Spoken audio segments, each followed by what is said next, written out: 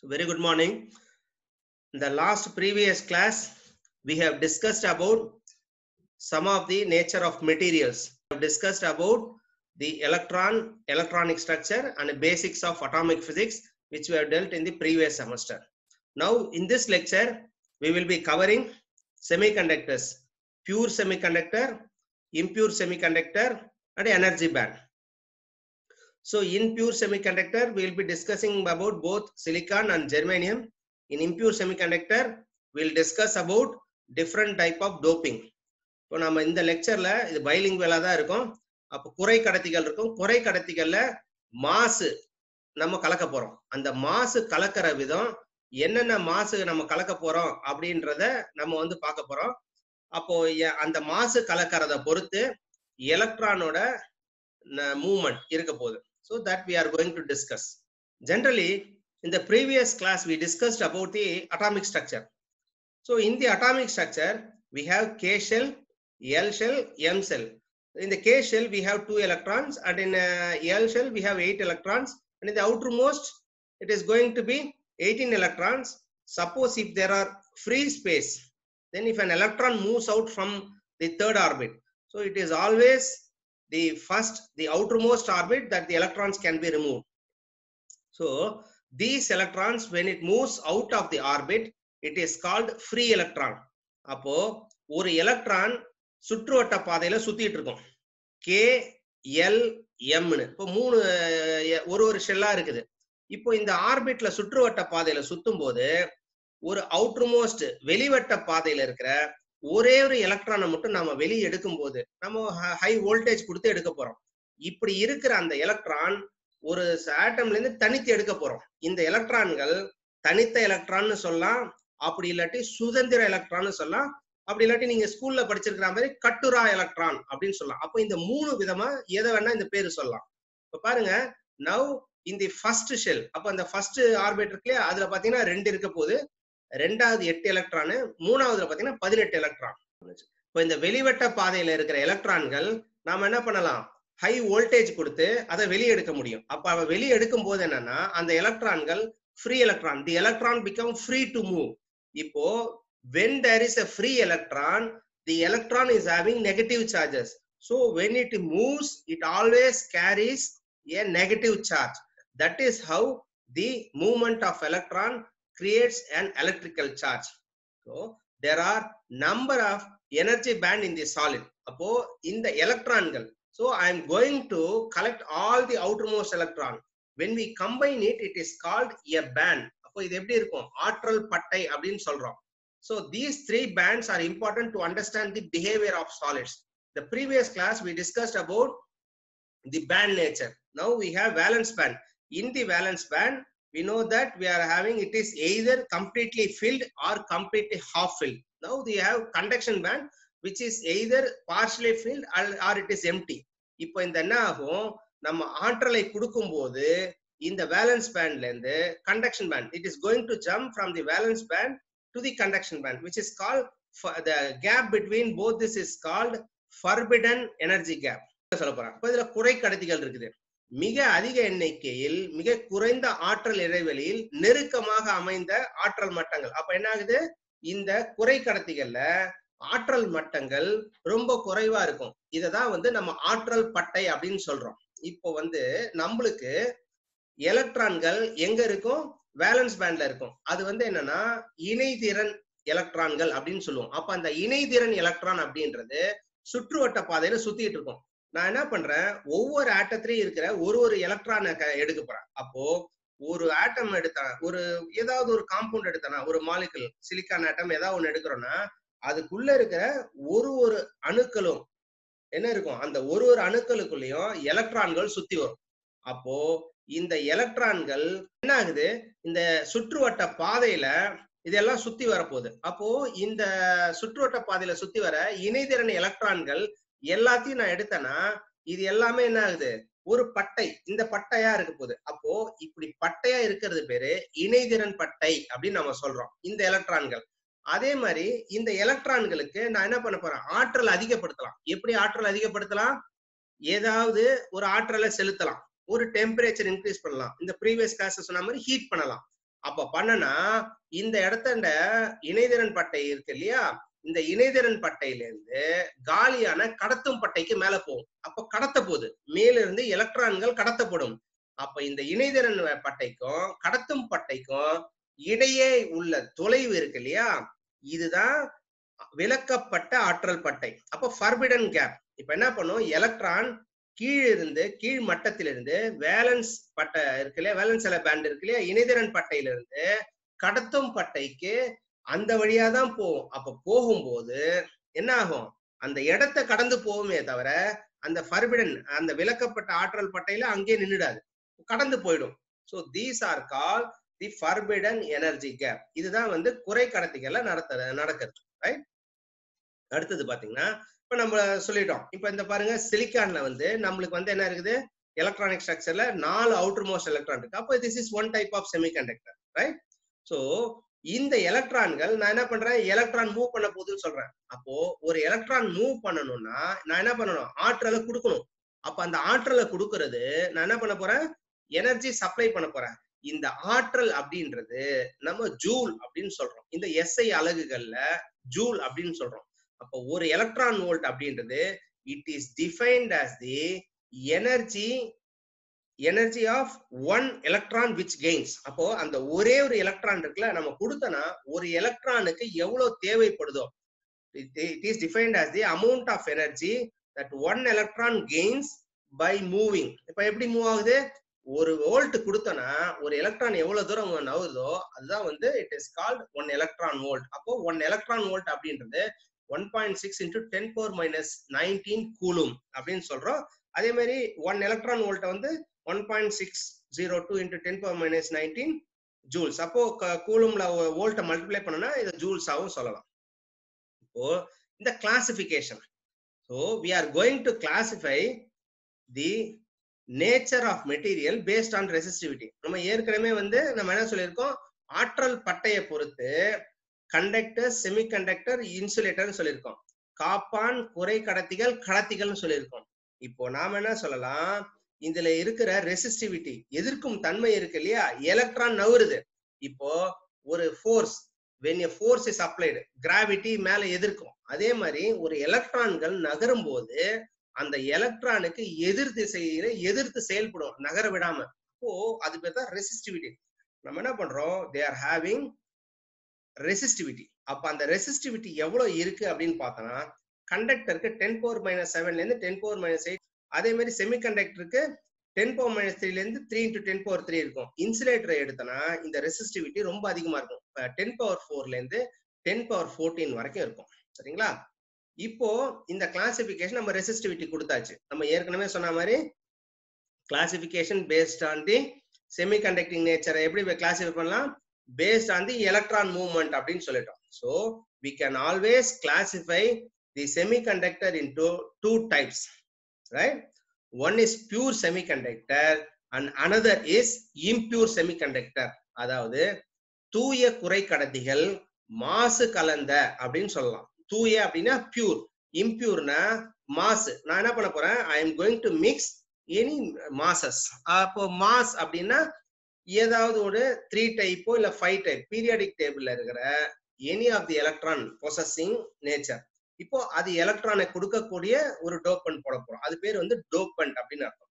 ஜென்ரலா பார்த்தோம்னா intrinsic semiconductor or pure semiconductor it possesses poor conductivity. ஏன் அப்படின்னா there are only few electrons in the outermost orbit. அப்ப வெளி சுற்றுவட்ட பாதையில கம்மியான எலக்ட்ரான்கள் தான் இருக்கும். அதனால ரூம் டெம்பரேச்சர்ல இது என்னது, ஆல்மோஸ்ட் தே ஆர் இன்சுலேட்டர். இது ஒரு காப்பான் மாதிரி தான் இருக்கும். இப்ப பாருங்க, நம்ம சிலிக்கான் சொன்னோம். இந்த சிலிக்கான் என்ன ஆகுது, மொத்தம் டோட்டல் நம்பர் ஆஃப் புரோட்டான் 14 இருக்குது. முதல் வட்டத்துல கேல பாத்தீங்கன்னா 2 இருக்குது, அடுத்ததுல 8 இருக்கு. 2 8 10, மிச்சம் 14ல அவுட்டர் மோஸ்ட்ல 4 எலக்ட்ரான் இருக்கு.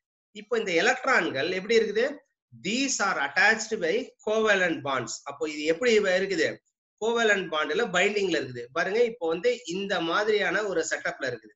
இப்போ இந்த மாதிரி ஒரு பைண்டிங்ல இருக்கிறது தான் கோவேலன்ட் பாண்ட் சொல்லுவாங்க. அப்போ silicon has 14 electrons, 2 in the first orbit, 8 in the second orbit and 4 in the outermost orbit. அப்ப பாருங்க இதே மாதிரி இன்னொரு செமிகண்டக்டர் எடுத்துக்கிறேன். நான் ஜெர்மேனியத்துக்கு 32 எலக்ட்ரான்.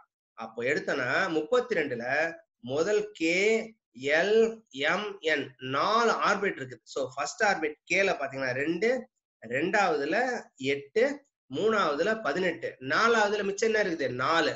அப்போ இதனோட வேலன்ஸ் எலக்ட்ரான் வந்து 4. இப்போ சாதாரண if we consider at room temperature, they are almost having negligible conductor. ஏன்னா எலக்ட்ரான் மூவ்மெண்ட் இருந்தா மட்டும்தான் கண்டக்டிவிட்டி இருக்கும். ஆனா எலக்ட்ரானோட மூவ்மெண்டே இருக்காது. அப்போ எலக்ட்ரான்கள் மூவ்மெண்ட் இல்லைன்னா இதுல என்ன இருக்காது, இதுல எலக்ட்ரிக்கல் கண்டக்ஷன் இருக்காது. அப்போ என்னன்னா இது எல்லாமே வந்து ஒரு கிறிஸ்டலைன் நேச்சர்ல இருக்கிறது. Almost they behave as a insulator. Pure சிலிக்கானுக்கு எனர்ஜி பேண்ட் கேப், இந்த ஆற்றல் பட்டை இருக்கு இல்லையா, இது எவ்வளவு இருக்கும் அப்படின்னா 1.1 எலக்ட்ரான் வோல்ட்ல இருந்து மேல இருக்கும். So it will be having 1.1 electron volt. ஜெர்மேனியத்துக்கு 0.7 எலக்ட்ரான் வோல்ட். இப்ப பாருங்க இதனோட எலக்ட்ரிக்கல் கண்டக்டிவிட்டி ரொம்ப கம்மி. இப்ப இந்த கம்மின்றனால since it is having low electrical conductivity, what happens, there is lesser electron movement. சரியா?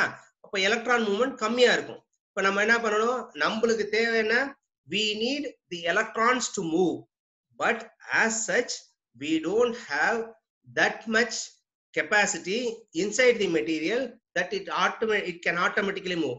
அது தானா நகரக்கூடிய அளவு அதற்கிட்ட ஆற்றல் இல்லை. அப்ப என்ன பண்ணலாம், நாம ஆற்றலை வெளியில இருந்து கொடுக்கலாம். எப்படி கொடுக்கலாம் அப்படின்னா இந்த ஆற்றலை ஹீட் பண்ணலாம் ஒண்ணு. அப்போ பியூர் செமிகண்டக்டரை ஒரு குறை கடத்திகளை நாம வெப்பம் செலுத்தும் போது if we heat it, then definitely its temperature will increase through thermal agitation. இந்த வெப்பமயமாக்கலிலிருந்து இந்த எலக்ட்ரான்கள் அது என்ன நகரும் தன்மை இருக்கும். அப்போ நகரும் தன்மை இருக்கும். சரி, இப்போ சப்போஸ் இல்லைன்னா நம்ம என்ன பண்ணலாம், இன்னொரு மெத்தட் இருக்குது. இப்போ இந்த பியூர் செமிகண்டக்டர்ல வேற ஏதாவது மாஸ் ஒரு எக்ஸ்டர்னல் டோபன்ஸ் நம்ம பண்ணலாம். அப்ப அந்த எக்ஸ்டர்னல் டோபன்ஸ் அப்படின்றது என்ன பண்ணலாம், I can always use a doping. சரியா? So this doping, it is the adding of impurity to the pure semiconductor is called doping. சரியா? அப்போ these are called extrinsic semiconductor. இப்ப நம்ம பாக்குறோம் இப்போ இன்ட்ரின்சிக். இப்ப பாருங்க இன்ட்ரின்சிக்ல பாருங்க சிலிக்கான் அண்ட் ஜெர்மேனியத்துல வெளியில இருக்கிற எலக்ட்ரான்கள் ஃப்ரீயாவே இல்ல பாருங்க. இப்போ இது கோவேலன்ட் பாண்ட்ல இருக்குது. இப்போ டைட்டா they are tightly bound. அப்ப அப்சல்யூட் ஜீரோ டெம்பரேச்சர்ல it behaves as perfect insulator. இப்ப பாருங்க இது ஷேர் ஆயிட்டு இருக்கும். இதுல எலக்ட்ரான்களோட மூவ்மெண்டே இருக்காது. we don't have any electron movement. இப்போ even if we consider the germanium, you see there is very less movement. They are binded by covalent bonding. So the total current, இப்போ current வந்து இதுல almost movementே இருக்காது. So it is zero. So this is how in intrinsic semiconductor the bonding nature is present. We have a covalent bond in this silicon. In intrinsic semiconductor, free electrons are present, are not present. So at absolute zero, you see that there is a yellow circle which represents the electron. அப்போ இந்த குட்டி குட்டியா இருக்கிற அந்த yellow மஞ்சள் கலர்ல இருக்கிற எலக்ட்ரான்கள் இது ஷேரிங்ல இருக்கும். They are having a covalent bond. அப்போ ஷேரிங்ல பிணைப்புல இருக்கும்போது பிணைப்புல இருந்து வெளி வர முடியாது விட்டுட்டு.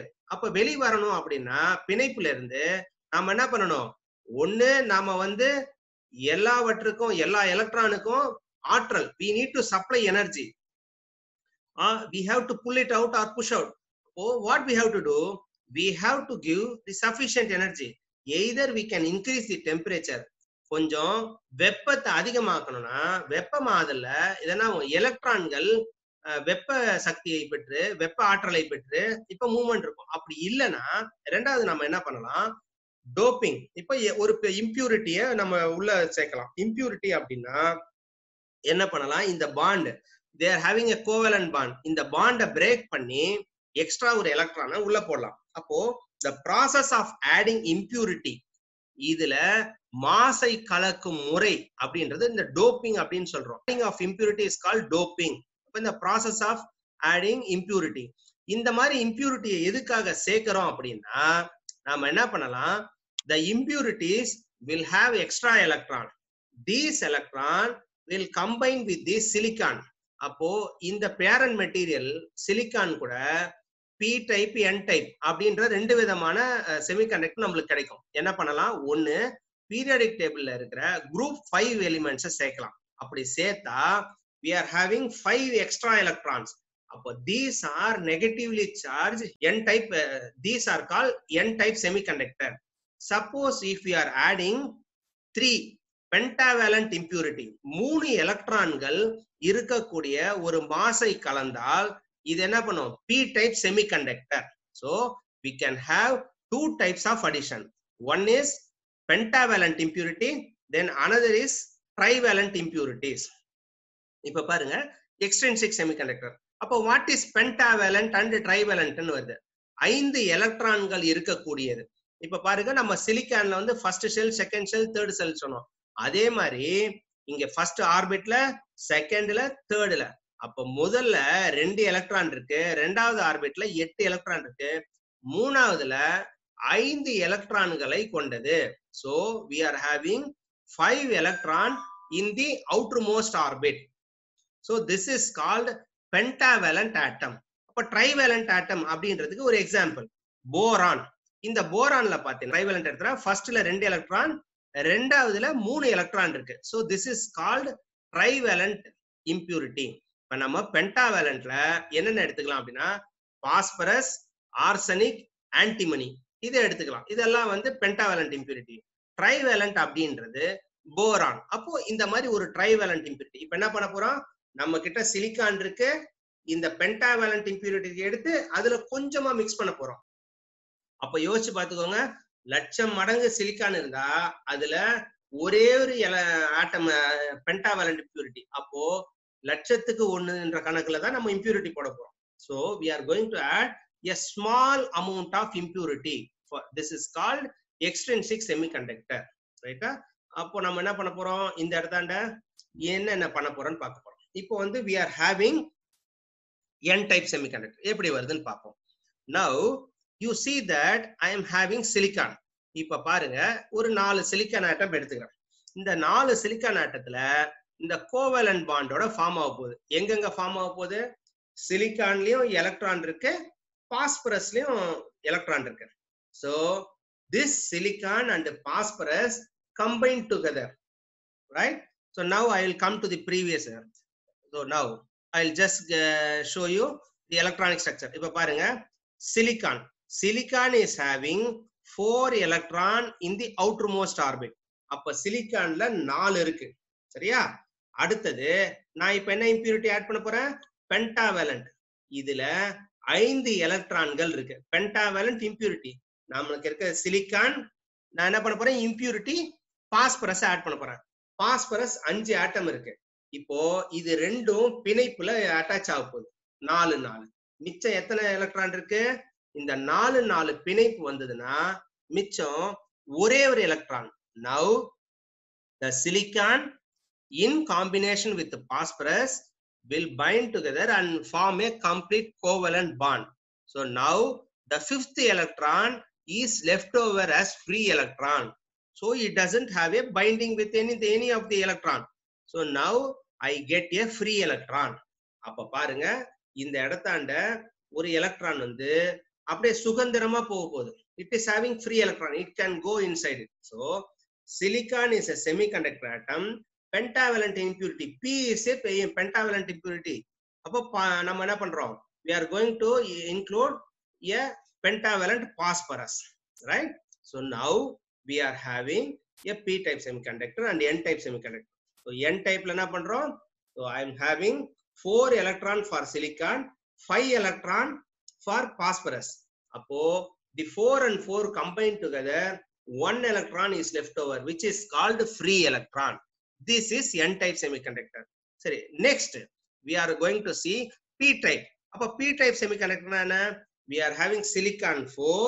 Now I am having only 3 electron in aluminum, trivalent impurity. இப்போ when I am going to add the trivalent impurity, you see that I am having one electron which is not binded, and the aluminum also has a vacancy. So this vacancy is called a hole. Appo the incomplete covalent bond, incomplete covalent bond in the electron in this binded silicon can move from the one place of silicon to the aluminum. So here aluminum is a trivalent impurity, silicon is a host atom. I am having boron, gallium, indium, aluminum. இதெல்லாம் வந்து acceptor impurity ன்னு சொல்லுவாங்க. In n-type semiconductor, the population of free electrons is more. அப்ப பாருங்க, ஏன்னா pentavalent போடும்போது 4 5, அப்போ இந்த 4 பைண்டிங் ஆயிடுச்சுன்னா ஒரே ஒரு எலக்ட்ரான் மிச்சம் இருக்கும். So we are having free more electrons. Hence in n-type semiconductor, free electrons are called majority carriers, and holes they are called positively charged holes. They are minority carriers. Yeah. So in n-type semiconductor, conduction is mainly because of motion of free electrons, right? So acceptor, trivalent element from 3 groups such as aluminum and boron, gallium is added as silicon impurity. இப்ப பாருங்க, we have added the silicon impurity, it becomes a hole. அப்போ we are having the majority carrier and minority carrier. So in n-type semiconductor, you see that when it is binded, I am going to have a free electron.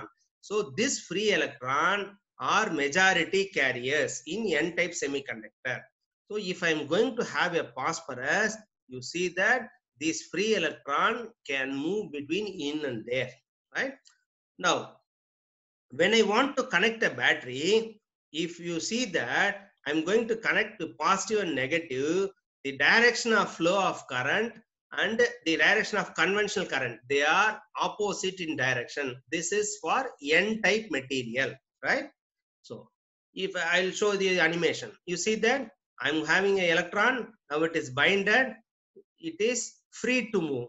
Appo these are called free electrons. Appo parunga, it can escape from that place and it can move from one place to another place. This is how free electron. You see that the other electrons are covalently binded by covalent bond. So in p-type semiconductor, the population of holes in valence band is more and population of electron in conduction band is less.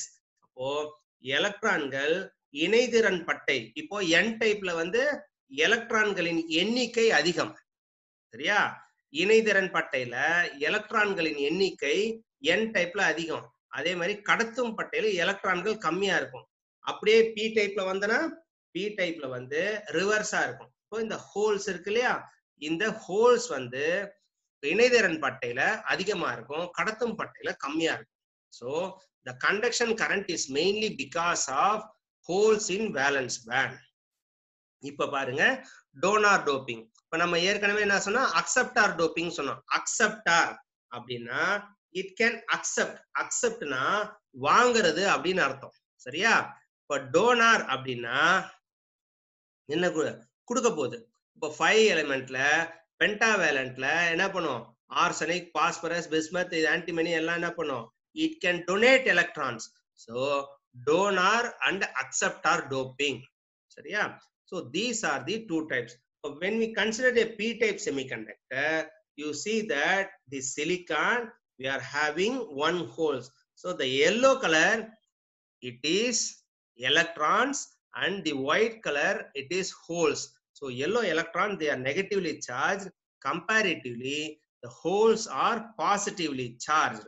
So p-type semiconductor we also have a holes. You see that they have given a holes. This is how the diagram.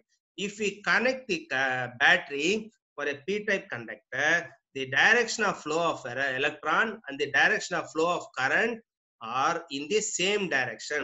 Here holes are majority carrier.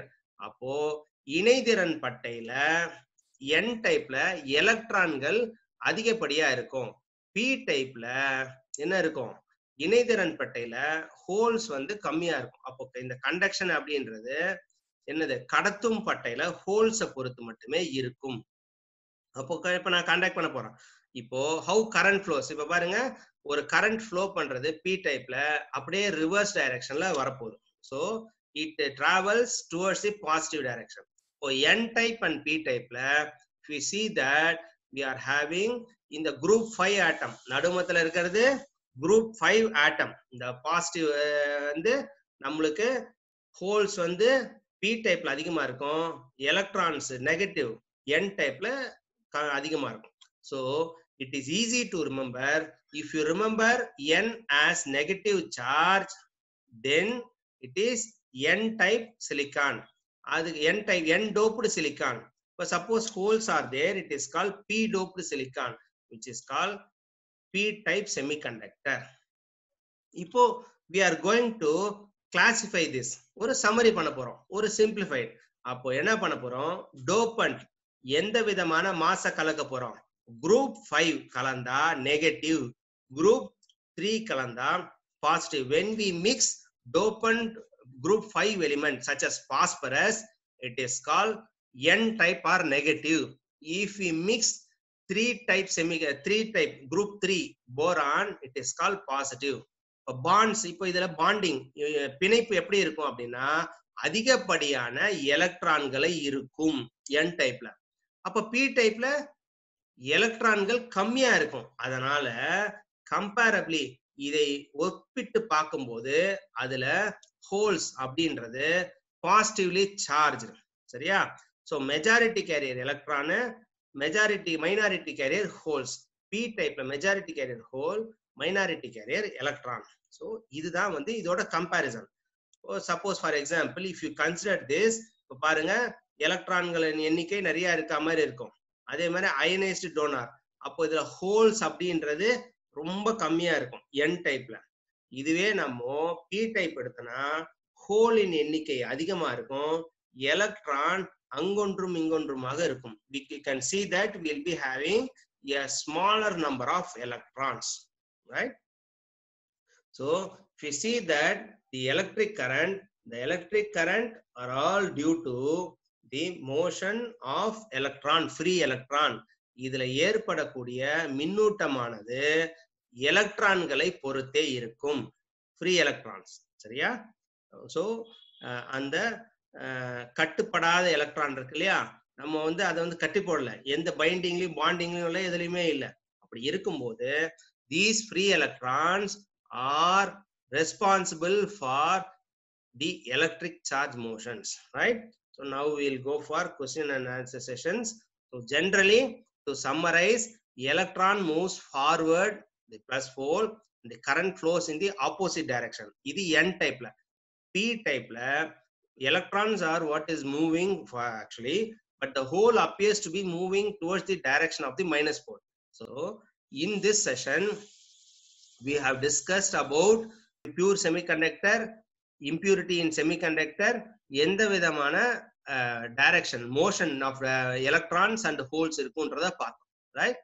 So we will conclude this session here. Next class we will be discussing about PN junction diodes and its characteristics. Stay home, stay safe.